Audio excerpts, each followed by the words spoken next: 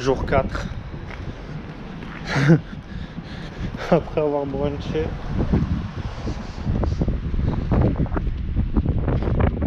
On va à... Comment? Isla de Lobos. Non. Isla de los Lobos. Comment ça s'appelle? Isla de Lobos. Ouais, donc du coup on a brunché ce matin pour prolonger la location de la voiture.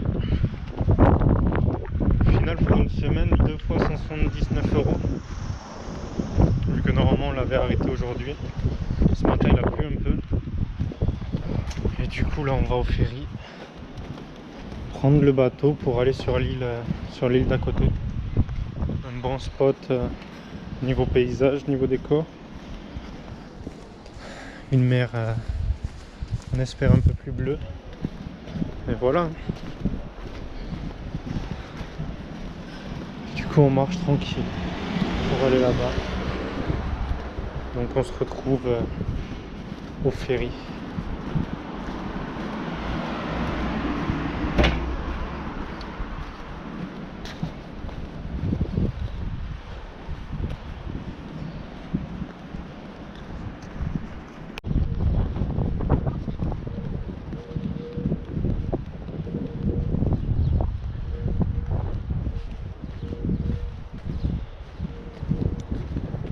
Sympa.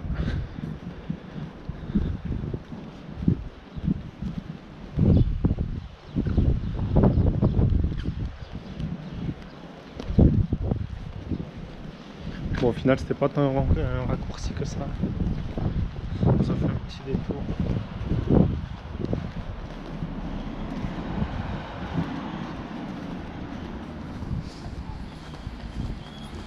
Et après dans tous les cas qu'est-ce qu'on fait après?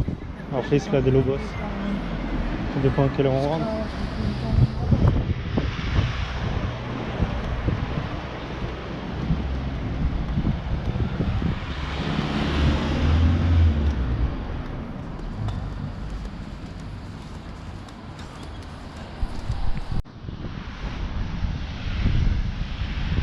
Bon, au final on a un peu de temps, un quart d'heure. C'est des ferries comme ça qu'on voit au loin, alors je sais pas si vous allez bien le percevoir. Et donc le port il est sur notre droite derrière nous. C'était juste pour vous montrer le petit spot là, les vagues.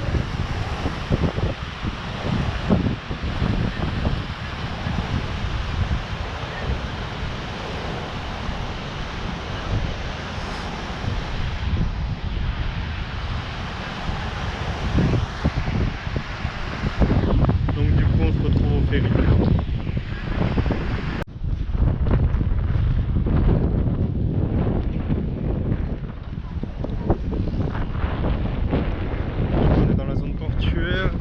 On cherche le ferry avec écrit dessus Isla de Lobos. De los Lobos. De Lobos. De los Lobos. Là-bas, le rouge, je pense. Donc du coup, il demande juste d'arriver 15 minutes en avance. Et voilà. Ça a l'air assez rapide la traversée. Et sur le prix de la traversée, on est à 15 €. Aux alentours des 15 €. Donc voilà, on se retrouve en mer. Ouais, donc c'était bien celui-là, le rouge, avec écrit Isla de Lobos. Putain, je sais même pas, à chaque fois je me trompe de nom. Isla de Lobos.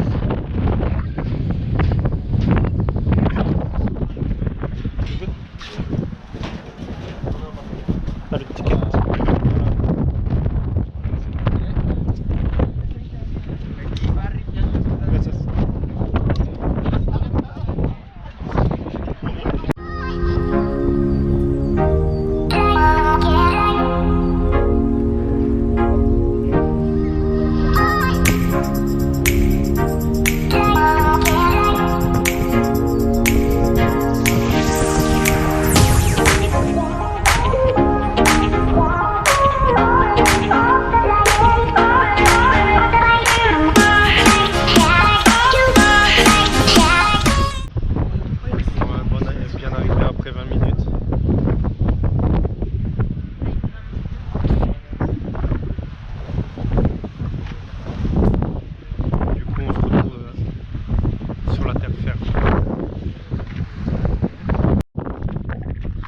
donc du coup on a avancé un petit peu pour aller voir les petits coins. Il y a 50 minutes de marche pour aller jusqu'au bout de l'île, avec des petits coins sympas. Et donc la traversée 20 minutes. Si vous avez le mal de mer, en tout cas bon courage, parce que ça bouge pas mal. Et ça bouge pas mal. Il faut bien se couvrir parce qu'il y a du vent, projection d'eau. Bon, en tout cas c'était sympa. Donc voilà, pour filmer le paysage. Pas grand chose à faire je pense. Il y a un snack à l'entrée, à l'arrivée du port. Enfin du port. L'arrivée de l'île. Et donc voilà.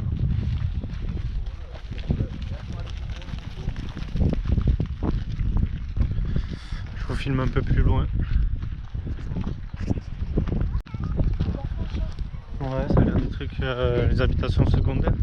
En tout cas, c'est grave beau. Alors, je sais pas si vous voyez les différences de couleurs, mais l'eau elle est bien bleue. Dommage qu'on n'a pas le soleil. En tout cas, j'espère que ça va se dégager, mais en tout cas, c'est magnifique.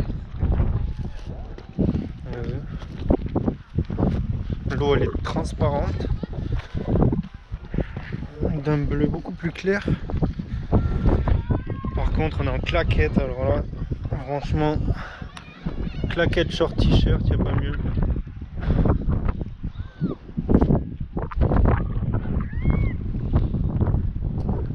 Et vous avez plein d'habitations secondaires, enfin j'ai des habitations secondaires qui se trouvent le long. En tout cas, on va continuer notre chemin, voir s'il y a d'autres spots un peu plus dégagés, un peu plus sauvages, et un peu moins avec des personnes dessus.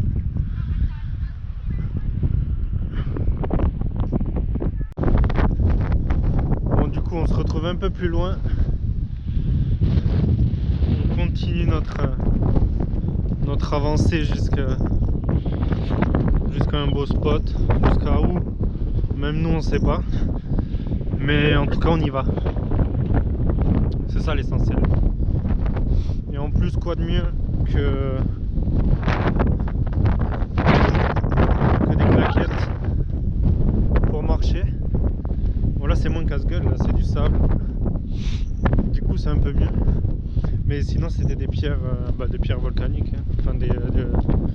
Enfin, pas mal de petits, comment on peut dire, de la roche. Des petits rochers. Donc c'est assez casse-gueule. Donc surtout si tu regardes pas où tu marches. Si tu veux faire des stories, des ci, des ça, en fait faut que tu t'arrêtes. Sinon tu te pètes la cheville en deux. Sinon à part ça, rien de plus. On continue à la recherche d'un beau spot.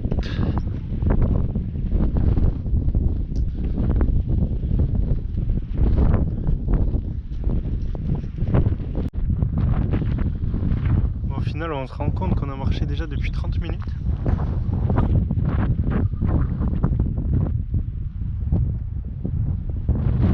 Ici. Encore prochaine étape. 30 minutes, encore un paysage encore différent. Un mix entre sable, roche.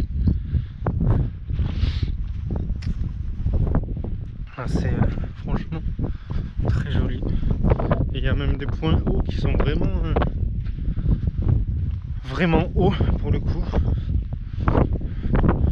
Et bien sûr, 30 minutes de marche en claquettes, short, t-shirt et bien sûr sans eau, sinon ça serait trop simple. Donc alors en fait les vrais randonneurs, c'est pas ceux qui sont tout équipés, c'est ceux qui ont aucun équipement et qui au final y arrivent quand même. Donc voilà, comme je vous dis, un point haut là-bas, ici là, c'est vraiment hyper haut.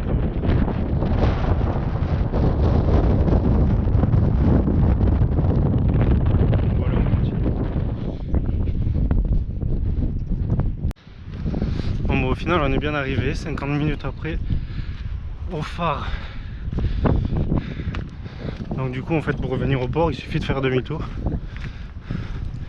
En tout cas le point de vue il est vraiment magnifique. Mon cardio éclaté, je suis en train de subir. Je suis essoufflé comme je sais pas quoi. Alors que j'ai fait 30 mètres de montée. Mais ça a l'air assez sympathique. Putain, je suis désolé en plus. J'ai l'impression sur les vidéos on fait que entendre aspirer ma salive là. Mais en tout cas ça vaut le détour. 50 minutes de marche. Au final c'est quand même assez joli.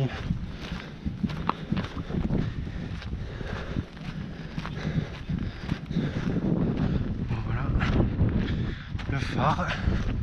Bon, c'est juste pour le point de vue, je suis monté. Mademoiselle a attendu en bas. Franchement c'est très beau. Après le phare en lui-même je pense pas qu'il y ait grand chose vu que c'est fermé.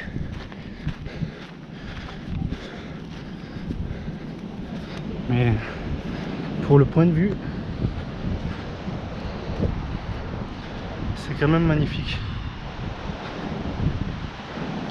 Ça vaut le détour. Et donc là-bas, et vous voyez je pense Lanzarote là-bas au bout, je sais pas là. Bon voilà un petit phare abandonné. Pas super bon en soi, même si c'est quand même assez sympathique. Donc voilà, je fais pas le tour du phare, c'est juste le point de vue. Franchement c'est très bon. Et on va se quitter là. Et maintenant bah, retour au point de départ. Voilà.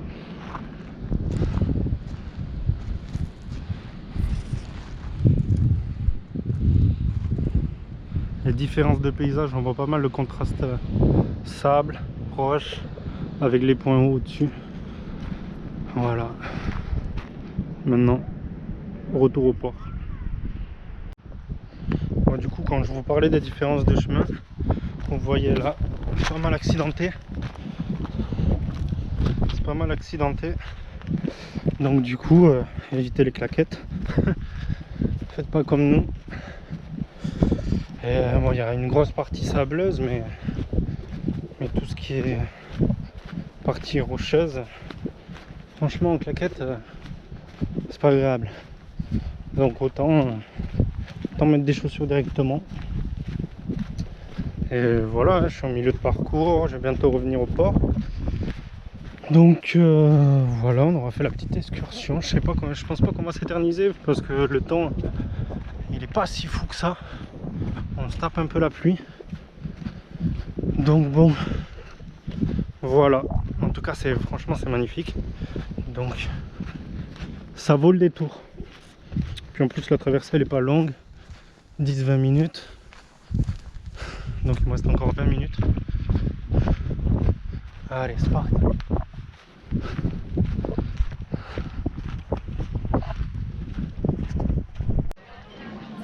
Au final vous avez le ponton où il y a toutes les photos Insta avec même un petit restaurant à l'intérieur là-dedans dans le petit dédale de maison.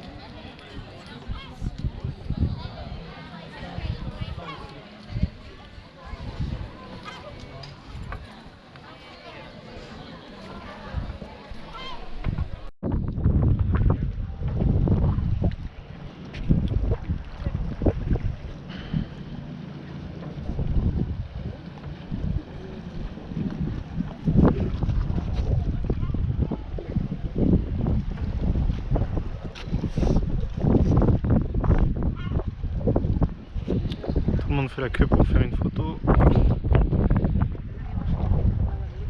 tout cas c'est magnifique.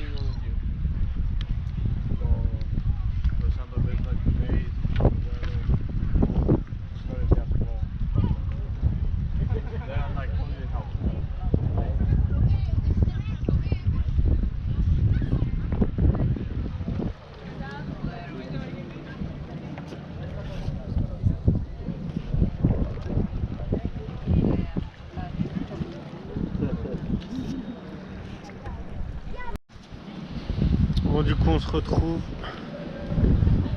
presque sur notre route de départ, sur notre route aller. Il y a pas mal de trucs de location. Fuerte Charter.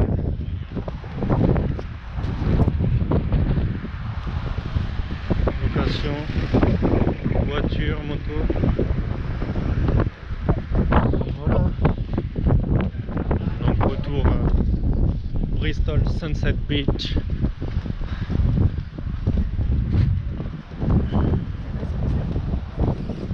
Ouais. Après cette épreuve et toute cette marche, parce qu'au final on a marché 1 heure aller, presque 1 heure aller, 1 heure retour jusqu'au phare. Donc ça fait de la marche. Et donc ouais, qu'est-ce que je voulais dire, ben ouais, on va filmer le rooftop. Depuis le premier jour on veut le faire, mais au final c'était fermé lundi, mardi. On est y allé le premier jour, le dimanche. Et là on va prendre le soleil parce qu'on n'a pas eu, franchement on n'a pas eu la météo de ouf, hein. Donc du coup on va aller sur le rooftop, siroter des cocktails.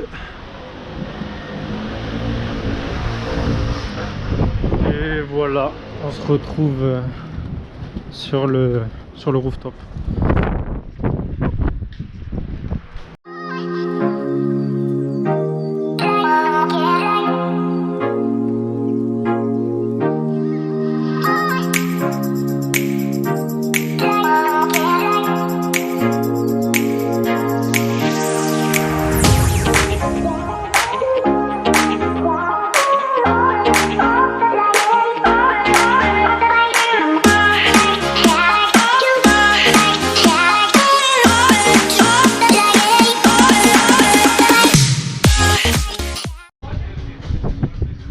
Vous avez un espace fermé avec le bar au milieu, des sofas au fond et un espace ouvert. En tout cas c'est magnifique, la vue elle est sympa. En face des dunes et de la mer, vous choisissez.